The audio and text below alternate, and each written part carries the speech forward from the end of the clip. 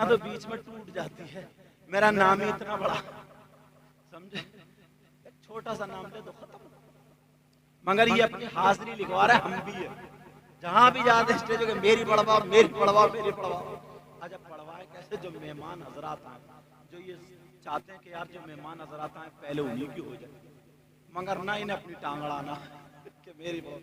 اسے سارے علماء ان سے بچتے ہیں. سمجھ میں آ رہی بات؟ سب لوگ بچتے ہیں. اور پھر دوسری ایک بات اور ہے, پھر یہ نذرانے پہ لڑتے ہیں. سمجھ میں آ رہی؟ یہ اور غلط بات ہے.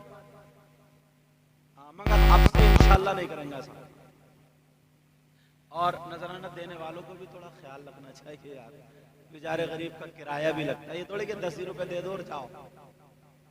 چلو اب کا تمہارے اس سال ایک بچہ پیدا ہوگا, اور یہ پھر بس وہی ختم کرے. اس نے سوچا کیا کروں عقل مندوں کو. تو تھوڑی حیا کی بات ہے لیکن بتا دوں میری بہنیں بیٹھی, جن کی شادی ہو گئی تھی نا, اس نے حکم دے دیا کہ جن جن کی شادی ہو گئی ہے کوئی بھی مرد اپنی بیوی کے پاس نہ جائے. میرا اشارہ سمجھ گئے؟ جن دنوں میں عورت پاک رہتی ہے ان دنوں میں. چلو تھوڑی حیا کی بات ہے اس لیے روک رہا ہوں. اس نے یہ سوچا کہ جب میاں بیوی سال الگ رہیں گے تو کوئی بچہ ہوگا ہی نہیں, اور کہا اگر اس سال بچہ پیدا ہو بھی جائے جس گھر میں, تو اس بچے کو پیدا ہونے کے بعد فوراً مار دو, قتل کر دو. سپاہی دوڑا دیے, اپنے خادم لگا دیے, عورتوں سے ان کے شوہر کو الگ کر دیا, کیونکہ بادشاہ حکومت دی. مگر کیا پتا تھا اسی سال میں پیدا ہونے والا بچہ جن کا نام حضرت ابراہیم علیہ السلام ہوگا. حضرت ابراہیم اسی سال پیدا ہو. اللہ نے, توجہ رکھو بیٹا, اللہ نے اپنے حکم سے, کیسے بتاؤں, اب جب بہنوں کو اگر کوئی پیدائش کا معاملہ ہوتا ہے تو پیٹ بڑھتا ہے, ظاہر ہو جاتا ہے پیٹ, مگر اللہ نے ابراہیم علیہ السلام کی ماں کے پیٹ کو بڑھنے سے روک دی تاکہ کسی کو پتا نہ چلے. جب پیدائش کا وقت آیا, ڈر رہی ہے, کہہ رہی ہے مولا کیا ہوگا کیا ہوگا کیا ہوگا. حضرت ابراہیم علیہ السلام کی ماں ایک جنگل میں ایک گڑھے میں جا کے بیٹھ گئی. وہاں پر بیٹھی تو بچہ پیدا ہوا جن کا نام حضرت ابراہیم علیہ السلام ہے. ماں ڈرنے لگی کیا ہوگا, اب اگر میں لے کے جاتی ہوں تو میرے بچے کو وہ بادشاہ قتل کر دے گا, مروا دے گا. ماں بچے کو وہیں پہ چھوڑ کے چلی گئی. تفسیر میں آتا ہے 3 دن تک ابراہیم علیہ السلام کی ماں نے پلٹ کے نہیں دیکھا, اور گھر میں دعائیں کرتے ہیں اللہ میرے بچے کی حفاظت ہے. ماں ہوتی تمہیں بڑی پیاس لگ رہی ہے یار, جگ پہ جگا رہے ہیں جگ پہ جگا رہے ہیں, اب کوئی مطلب نہیں ہو جائے. توجہ رکھو میری طرف. 3 دن تک ماں کہتی رہی مولا میرے بچے کا کیا ہوگا. ماں تڑپ رہی تھی, کوئی چیتا کوئی جانور کوئی شیر کوئی بھیڑیا کھا گیا ہوگا, یا اگر اس کے سپاہی پا گئے ہوں گے تو مار دیا ہوگا. 3 دن تک ماں برداشت کرتی رہی. اب 3 دن کے بعد جب ماں سے برداشت نہیں ہوا, ماں چھپ کر کے اس گڑھے میں گئی تو دیکھا اس غار کے چاروں طرف شیر اور چیتے گھوم رہے تھے. ماں تڑپ گئی کہ ان جانوروں نے میرے بچے کو کھا لیا ہوگا, یہ یہیں پہ گھوم رہے, اب کیا ہوگا.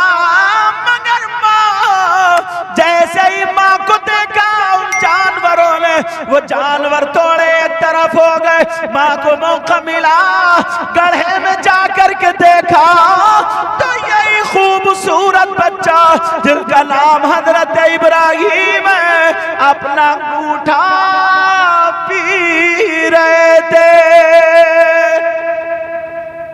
تم نے اکثر بچے دیکھے ہوں گے بچپن میں خود بخود ان کی مٹھی منہ میں چلی جاتی ہے. تم نے دیکھا ہوگا اکثر بچے چھوٹے چھوٹے.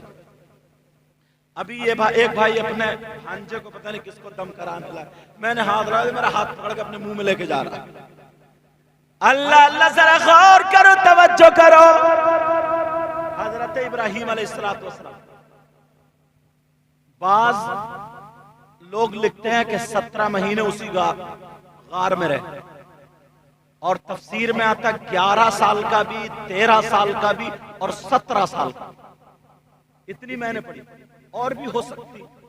17 سال کی عمر سمجھو آخری والی بتا رہا ہوں. 17 سال اسی غار میں رہے. اس کے بعد ابراہیم علیہ السلام باہر آ گئے. اللہ نے ان کو اتنی جسامت دے دی اتنا بڑا لگتا ہی نہیں تھا کہ 17 سال کا بچہ ہے. لوگوں نے پہچانا ہی نہیں کہ ان کی عمر تو زیادہ ہے. اس وقت میں اس دور میں لوگ چاند ستارے اور سورج کو پوجتے تھے. کس کو پوجتے تھے بولو؟ چاند ستارے اور سورج. آئے نکل گئے.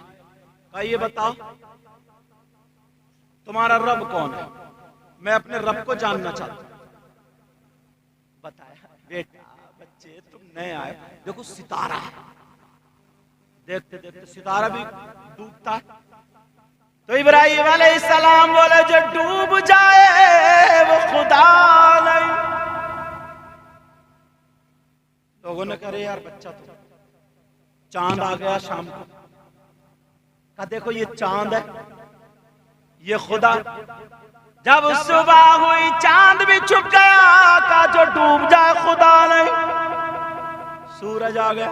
کہا یہ تو بہت طاقتور ہے. شام کو سورج بھی غروب ہو گیا. کہا جو غروب ہو جائے ڈوب جائے وہ خدا نہیں. میرا خدا میرا رب ہے وہ جس کو موت نہیں آتی ہے. اللہ فرماتا قل هو اللہ احد. اے محبوب کہہ دو اللہ ایک ہے. اللہ الصمد اللہ بے نیاز ہے. لم یلد ولم یولد جس کا نہ کوئی باپ جس کا نہ کوئی بیٹا نہ وہ کسی کا باپ نہ اس کا کوئی باپ وہ خدا. اب کہتے رہے تو ان کے جو چچا تھے نا اس کا نام آزر تھا ہے نا. اذ قال لأبیہ آزر اتتخذ اصناما آلہہ. یعنی حافظ صاحب کیا تھا؟ تو ان کے جو چچا آزر تھے نا وہ بت بناتے تھے اور بیچتے تھے. کیا کرتے تھے؟ بت بناتے تھے بیچتے تھے. قرآن نے کہا اذ قال لأبیہ. بعض لوگوں نے اس کا ترجمہ کہا کہ ابراہیم علیہ السلام نے اپنے باپ سے کہا. باپ نہیں تھے وہ چچا تھے.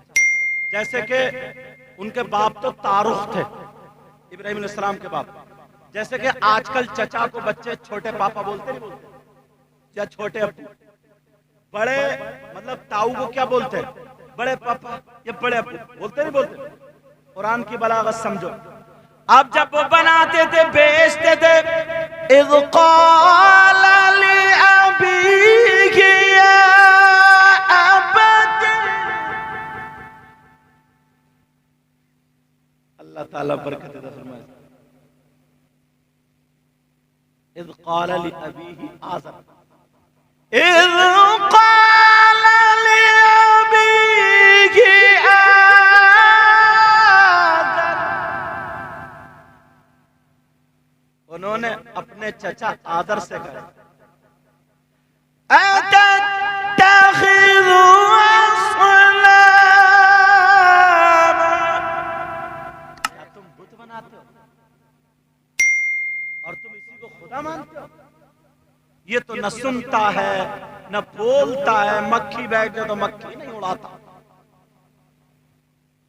یہاں تک کہ جب ان کا میلہ لگا کرتا تھا، توجہ کی بات ہے، جب میلہ لگتا تھا نا تو وہ لوگ پہلے بت خانے جاتے تھے، اس کے بعد میلے جاتے تھے، پھر آتے تھے تو بت خانے ہو کے آتے تھے۔